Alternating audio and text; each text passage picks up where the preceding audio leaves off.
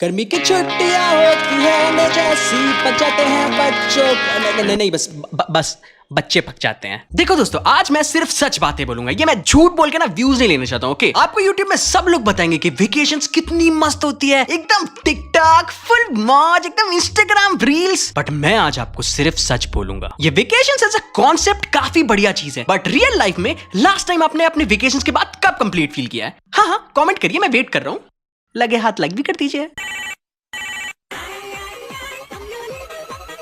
Mummy, हम लोग vacation plan कर रहे हैं। अरे नाइस, कहाँ जाने का सीन है? गोवा चल दे, गोवा चलेंगे, ऐसे उड़ के जाएंगे और ऐसे सटाक से मस्ती करके वापस आ जाएंगे। ये है सोनिक। इस गर्मी में इसने सपना देखा है गोवा जाने का, और ये कन्विंस्ड है कि ये और इसके 3 और दोस्त गोवा में वेकेशन मनाएंगे। स्पॉइलर अलर्ट, ऐसा कुछ नहीं होने वाला है। बट बड़े होने के बाद वेकेशन और ट्रिप्स एक अलग ही चीज रिप्रेजेंट करते हैं। बचपन में ऐसा नहीं था। जब मैं छोटा था तो गर्मी की छुट्टियां 1 साल पढ़ाई करने का रिवॉर्ड होती थी। एंडलेस पॉसिबिलिटीज, जो मन करना है वो करो, एज लॉन्ग एज आप 9 बजे से पहले सो जा रहे हो। और मेरे ख्याल से हम सबकी पर्सनैलिटी में सबसे ज्यादा डेवलपमेंट छुट्टियों के दौरान होता है। तो मेरे लिए ये आया गोकू के फॉर्म। गर्मी की छुट्टियों के दौरान मैंने अपनी मम्मी से एक सीक्रेट डील की कि मैं पूरे दिन टीवी का रिमोट नहीं छूऊंगा, बट रात के 9 बजते ही मुझे ड्रैगन बॉल जी देखना है। किसी भी तरह टीवी में कोई इंपॉर्टेंट न्यूज चल रही है, एक ऐसी मूवी आ रही है जो टीवी में फिर से कभी नहीं आएगी, नहीं, आपको अपने साइड की डील माननी पड़ेगी मम्मी। और बाय द वे, मैं ये जो टीवी में मूवी वाली बात कह रहा था, मेरे बचपन में टीवी में सिर्फ 2 मूवीज आती थी, सूर्यवंशम और गोलमाल 3। ऐसा लगता था जैसे टीवी वालों को इन मूवीज के प्रोड्यूसर्स ने खरीद लिया हो, और अगर कभी भी कोई दूसरी मूवी आती भी थी तो उन मूवीज के साथ ऐसा खिलवाड़ होता था। हैरी पॉटर और उसकी माँ का भरोसा, बागबान मूवी के बीच में कट करके इन्होंने सूर्यवंशम चला दी। हम लोग आधी जिंदगी सूर्यवंशम सिनेमैटिक यूनिवर्स इमेजिन कर रहे हैं। खैर, मुझे उससे क्या मतलब,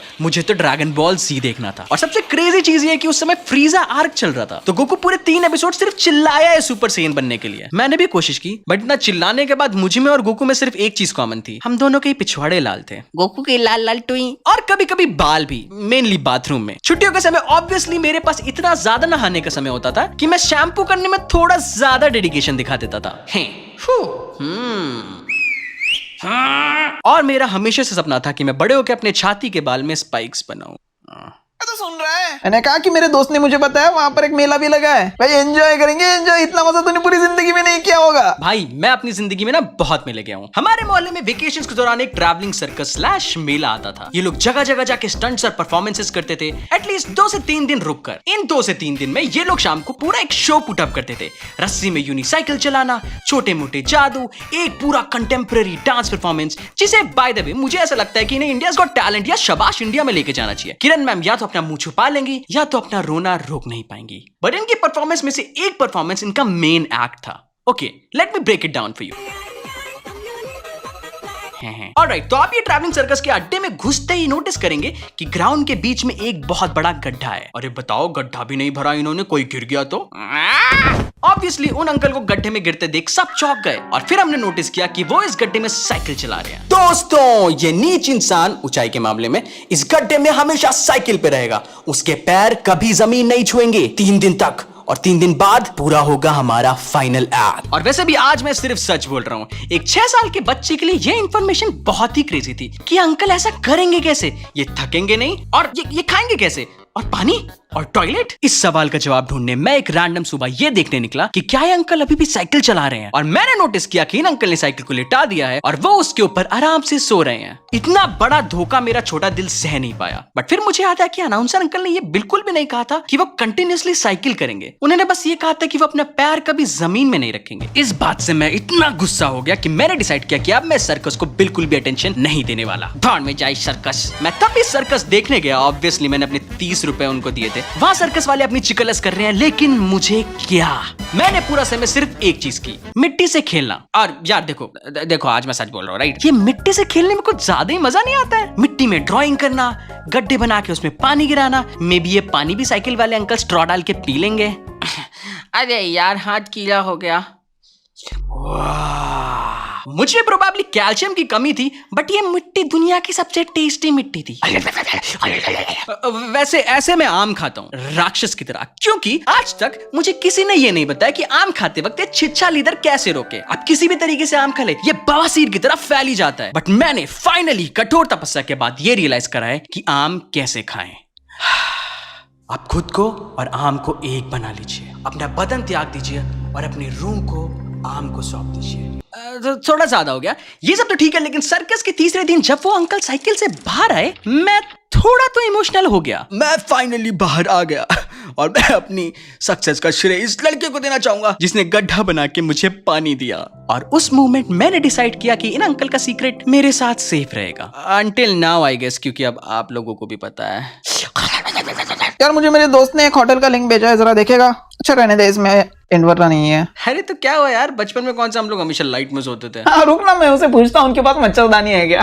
कैसी बात कर रहा है भाई तू। मुझे आज भी बहुत अच्छे से याद है कि बचपन में हम छत पे मच्छरदानी लगा के सोते थे, और जिस रात बारिश आ गई उस रात जो केओस होता था क्या ही बताऊं। कभी कभी तो बारिश आती थी फिर रुक जाती थी, आती थी फिर रुक जाती थी, और यहाँ मैं और भैया रात में बार बार बिस्तर ऊपर नीचे कर रहे हैं। ये सब प्रॉब्लम्स आजकल के बच्चे को होने ही नहीं वाली, क्योंकि उनका आधा वेकेशन, आई एम सॉरी, पूरा वेकेशन फोन में ही निकल जाता है। फोन के बाहर भी जिंदगी है दोस्त। आप हाँ, मैं आपको फोन के कैमरे से देख रहा हूँ, बाहर जाइए, थोड़ा घास छुइए।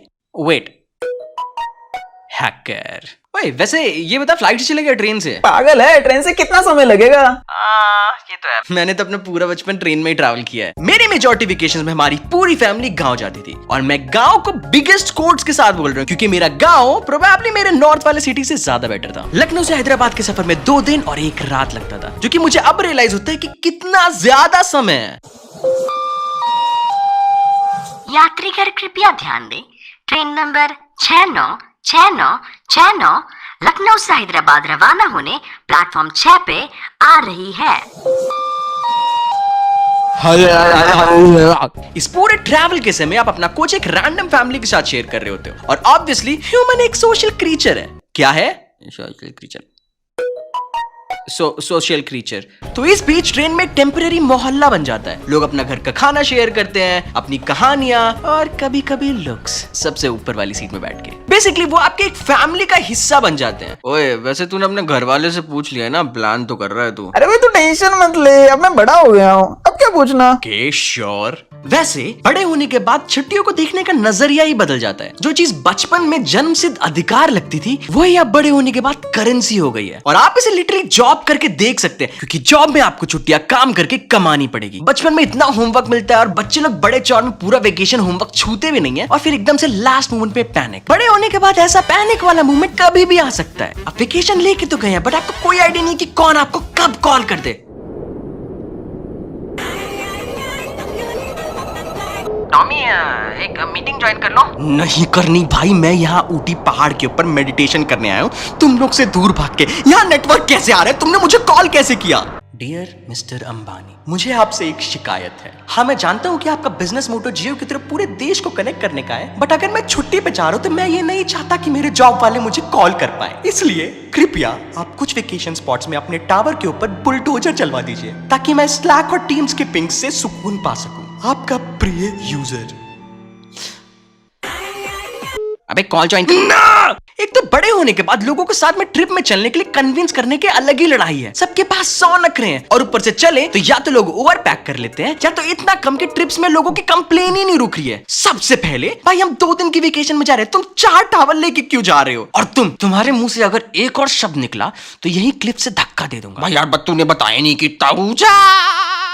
और आप कहेंगे कि डॉमी भाई यार सोलो ट्रिप पे जाओ, क्या बढ़िया मजा आता है, कोई रोक टोक नहीं, जो करना है वो करो भाई, मौजी मौज, क्या मस्त नजारे अकेले, वाह। मैं बताता हूँ, मुझे सोलो ट्रिप्स आज तक समझ में नहीं आई। अगर आप जिंदगी से उदास हैं तो सोलो ट्रिप चाहिए।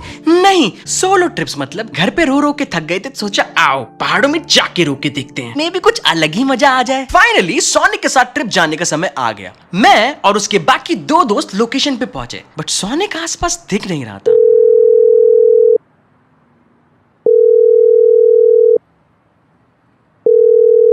वे कहाँ है? क्या मतलब? अबे आज गोवा जा रहे थे ना? अरे भाई सॉरी, मैं भूल गया हूँ, मम्मी ने मना कर दिया जाने के लिए। What? बोल रही थी कि गोवा जाके बच्चे गलत चीजें करते हैं। So what did we learn today?